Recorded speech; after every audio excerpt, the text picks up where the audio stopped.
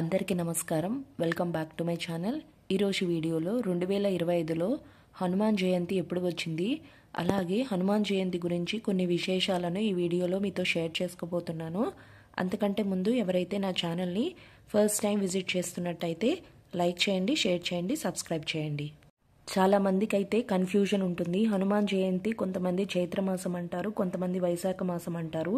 నేనైతే హనుమాన్ మంగళాష్టకం ప్రకారం అయితే మీకు క్లారిటీ ఇస్తానన్నమాట. హనుమాన్ మంగళాష్టకంలో ఏముంది అంటే వైశాఖే మాసి కృష్ణాయాం దశామ్యాం మందవాసరే పూర్వభాద్ర ప్రభూతాయ ఆంజనేయాయ మంగళం అని ఉంటుంది. సో దాన్ని నేను క్లియర్గా వివరిస్తాను, ఒకసారి చూడండి. వైశాఖే మాసి కృష్ణాయాం, వైశాఖ మాసంలో కృష్ణపక్షంలో దశామ్యాం మందవాసరే, దశామ్యం అంటే దశమి నాడు, మందవాసరే అంటే శనివారం నాడు, పూర్వభాద్ర ప్రభూతాయ ఆంజనేయాయ మంగళం, పూర్వభాద్ర నక్షత్రంలో అయితే స్వామివారు జన్మించారు, అలా మంగళం అని చెప్తుందనమాట.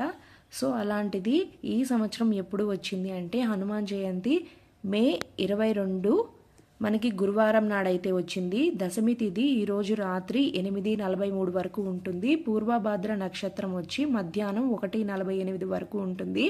ఈ డౌట్ క్లియర్ అయింది అనుకుంటున్నాను. ఇలాంటి వీడియోస్ కావాలి అనుకుంటే నా ఛానల్కి వెళ్ళి ఒక్కసారి విజిట్ చేయండి. నచ్చితేనే సబ్స్క్రైబ్ చేసుకోండి. Thanks for watching.